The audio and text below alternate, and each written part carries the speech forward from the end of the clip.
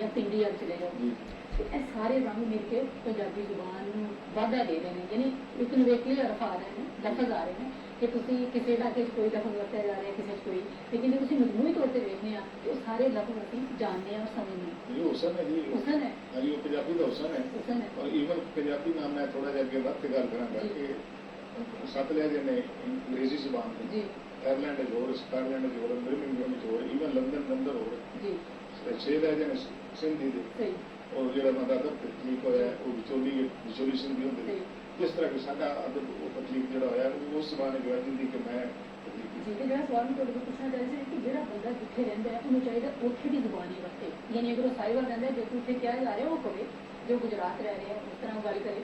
ਜਿਸ ਤਰ੍ਹਾਂ ਗੁਜਰਾਤ ਅਸੀਂ ਕੀ ਨੂੰ ਕੇ ਕਹਿੰਦੇ ਹਾਂ, ਕੀ ਗੱਲ ਹੈ, ਠੀਕ ਹੈ ਨਾ। ਇੱਕ ਨਵੀਂ ਰੰਗ ਜਿਹੜੇ ਸੋਹਣੇ ਲੱਗਦੇ ਨੇ ਕਿ ਇਹ ਤੁਸੀਂ ਕੀ ਸਮਝਦੇ ਹੋ ਕਿ ਐਕਸੈਸ ਵੀ ਹੋਣਾ ਚਾਹੀਦਾ ਜਾਂ ਇੱਕ ਜ਼ੁਬਾਨ ਜਿਹੜੀ ਹੈ ਉਹ ਇੱਕੋ ਹੀ ਹੋਣੀ ਚਾਹੀਦੀ, ਉਹਦੇ 'ਚ ਇੱਕ ਤਰਫ ਜਿਹੜਾ ਹੈ ਇੱਕ ਲਫ਼ਜ਼ ਜਿਹੜਾ ਇੱਕ ਮਖਸੂਸ ਮਾਨੀ ਲਈ ਹੋਣਾ ਚਾਹੀਦਾ। ਇਹ ਜੀ ਹੁਣ ਅੱਜ ਕੱਲ੍ਹ ਥੋੜ੍ਹੇ ਜਿਹਾ ਰਾਹ ਲੋਕਾਂ ਨੇ ਮੁਸਤਲ ਬਣਾ ਲਈ। ਸਾਡੇ ਕੋਲ ਮੁਸਤਨਦ ਜਿਹੜੇ ਨਾਕਾਬਰੀ ਨੇ ਉਹ ਕਿਸੇ ਪਾਸੇ ਨਹੀਂ ਗਏ। ਉਹਨਾਂ ਦਾ ਸਲੂਕ, ਉਹਨਾਂ ਦਾ ਬਿਆਨ, ਉਹਨਾਂ ਦਾ ਲਹਿਜਾ ਕਿ ਠੀਕ ਹੈ ਕਿ ਮਖਸੂਸ ਹੁੰਦਾ ਹੈ ਕਿ ਗੁਲਾਮ ਫਰੀਦ ਬੋਲ ਰਹੇ ਜੀ, ਸ਼ਾਇਦ ਜਾਮੀ ਲਹਿਜਾ ਜਾਮੀ ਕੋਈ ਲਹਿਜਾ ਲਹਿਜੇ ਸਾਰੇ ਇੱਕੋ ਜਿਹੇ, ਸਿਰਫ ਉਸ ਨੂੰ ਲਿਖਣ ਮਸਲਾ ਤੁਸੀਂ ਗਰੀਬ ਗੁਰਬਾ ਬੋਲੋਗੇ ਬੋਲੀ ਰੱਖੋ, ਲਿਖਣ ਜੋ ਗਰੀਬ ਗੁਰਬਾ ਹੈਗਾ ਤੁਸੀਂ ਬੋਲੀ ਚਲੋ ਅੰਮ੍ਰਿਤਸਰ ਲੈ ਜਾ, ਨੈਵਰ ਮਾਈਂਡ ਕਿਸ ਤਰ੍ਹਾਂ ਬੋਲੀ ਚਲੋ ਲੈ ਜਾ, ਸਾਡੀ ਪੰਜਾਬੀ ਦਾ ਹੁਸਨ ਹੈ। ਲੇਕਿਨ ਲਿਖਣ ਜਿਸ ਲਾਏਗਾ ਉਹ ਕਾਬਰੀਨ ਦੀ ਸਾਨੂੰ ਪੈਰਵੀ ਕਰਨੀ ਪਏਗੀ। ਕਿਸ ਤਰ੍ਹਾਂ ਸਾਨੂੰ ਕਾਬਰੀਨ ਦੀ ਪੈਰਵੀ ਕਰਨੀ ਪਏਗੀ? ਅੰਮ੍ਰਿਤਸਰ ਲਿਖਣਾ ਪਏਗਾ, ਅੰਮ੍ਰਿਤਸਰ ਨਹੀਂ ਬੋਲਣਾ ਵੀ ਯਾਨੀ ਇਹ ਗੁਲਦਸਤਾ ਹੈ ਨਾ ਇੱਕ ਮੁਖਤਲਿਫ ਲਹਿਜੇ, ਤਾਂ ਇਹ ਖੂਬਸੂਰਤੀ ਹੈ ਸਾਡੀ ਜ਼ੁਬਾਨ ਦੀ। ਲੇਕਿਨ ਅੱਜ ਕੱਲ੍ਹ ਕੁਝ ਸਾਡੇ ਭਰਾ ਜ਼ੋਰ ਦੇ ਰਹੇ ਨੇ ਲਹਿਜੇ ਉੱਤੇ,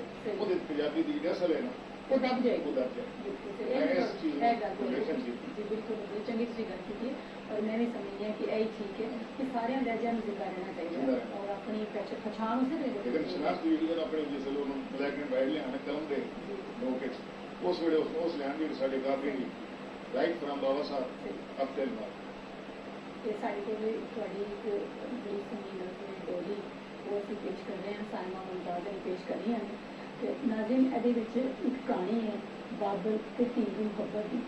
ਬਾਬਲ ਤੇ ਧੀ ਦੀ ਮੁਹੱਬਤ ਮਿਸਾਲੀ ਹੁੰਦੀ ਹੈ।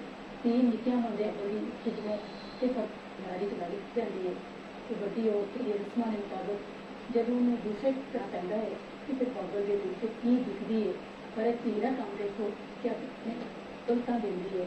ਮਹਿੰਦੀ ਦਾ ਦਿਹਾੜਾ ਹੈ ਔਰ ਆਪਣੇ ਬਾਬਲ ਨੂੰ ਆਖਦੀ ਹੈ ਕਿ ਕੱਲ ਮੇਰੀ ਵਿਦਾਈ ਵੇਲੇ ਮੇਰਾ ਬਾਬਲਾ ਦਿਲ ਨਿੱਕਾ ਨਾ ਕਰੀ, ਕਾਇਮ ਰਹੂ ਤੇ ਮਾਂ ਨੂੰ ਦਿਲਾਸਾ ਦੇ।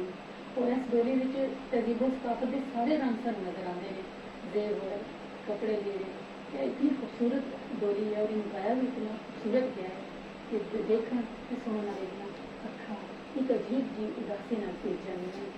ਅਸੀਂ ਸੁਣਨੇ ਹਾਂ ਔਰ ਮੈਨੂੰ ਯਕੀਨ ਹੈ ਕਿ ਤੁਸੀਂ ਉਹ ਅਹਿਸਾਸ ਜ਼ਰੂਰ ਮਹਿਸੂਸ ਕਰੋਗੇ ਜਿਹੜਾ ਇੱਕ ਬਾਬਲ ਮਹਿਸੂਸ ਕਰਦਾ ਹੈ ਕਿ ਜੇ ਉਹਨੂੰ ਇੱਕ ਤੇ ਆਪਣੀ ਧੀ ਨਾਲ ਵਿਛੜਨ ਦਾ ਦੁੱਖ ਹੈ ਤੇ ਦੂਸਰਾ ਇਹ ਵੀ ਡਰ ਹੈ ਕਿ ਖਬਰੇ ਸੋਨੇ ਤੱਕ ਉਹਦੇ ਨਾਲ ਕੀ ਸਲੂਕ ਹੋਵੇਗਾ।